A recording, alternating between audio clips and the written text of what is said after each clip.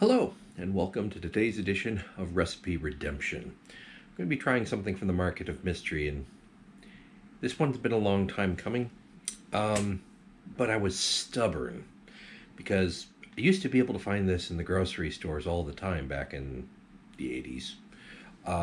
But I honestly haven't looked for it, so it came as some surprise when I went to the store and couldn't find it, and started searching further and further afield and couldn't find it in any store that I could think of. So I eventually ended up having to just order it online after like 2 years of looking for it.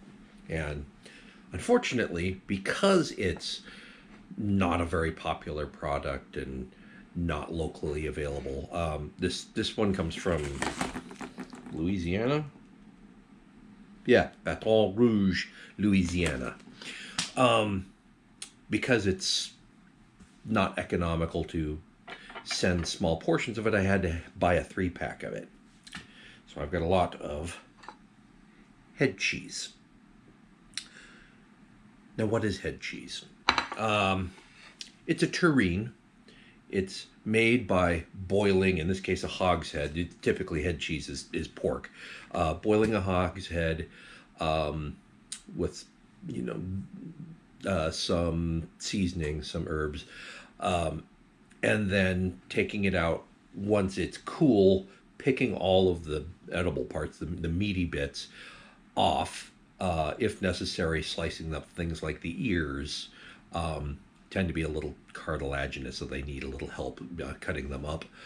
Um, Mincing them down, mixing them with some more spices and herbs, and then putting them back into the water that you boiled them in, which is now has reduced down because you boiled it down, and all of the collagen that was in the head and in all the connective tissues, particularly the ears and the skin, for that matter, has become gelatin, and so once you let that all cool down in the refrigerator, it solidifies into one big solid mass, and then you can slice it. And it's typically just served with crackers. It's a terrine. It's like pate or anything else. It's just specifically hog's head. Um, I'm going to slice off a bit, and it is very firm.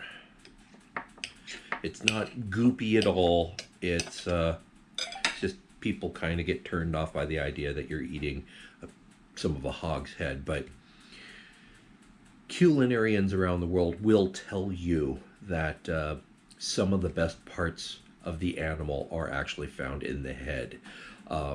The cheek meat is some of the most prized meat of many animals. I won't say every animal, but many animals. The cheek meat, all it does is open and shut the mouth, and so those muscle tissues, they're a little different because they're made for doing a lot of work, because this is what's actually keeping the animal alive, is eating, right? So the parts that open and shut the mouth, those muscle tissues tend to be very flavorful, very tender. Um, they're not gristly at all, but they did a lot of work, so they have a lot of, we'll say, character to them. Also, tongue is a wonderful cut of meat if you get past the fact that your food is tasting you back. Um, so there's some really good stuff in there, and this is head cheese.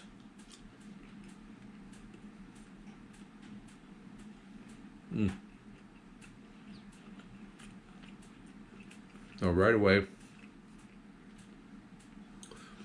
because of the texture, because of the spicing, there is a very sort of hot doggy aspect to it. But as the flavor develops in your mouth a bit, I think as the gelatin sort of dissolves because of your body heat,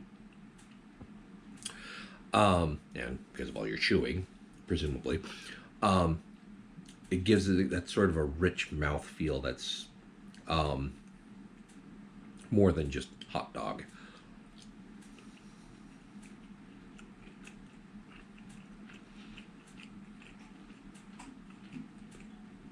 And the herbs that they use are subtle, but they're definitely there. Give it that slightly earthy, slightly green flavor to it. But otherwise, it's just cooked pork. Typically, this is served with crackers, kind of as an hors d'oeuvre. You could, this typically used to be sold in the aisle with the deli meats and sliced cheeses. So you could slice this thin.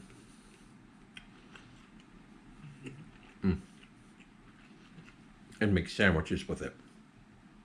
It's not bad. If you ever run across this in a regular grocery store, I highly recommend you give it a try.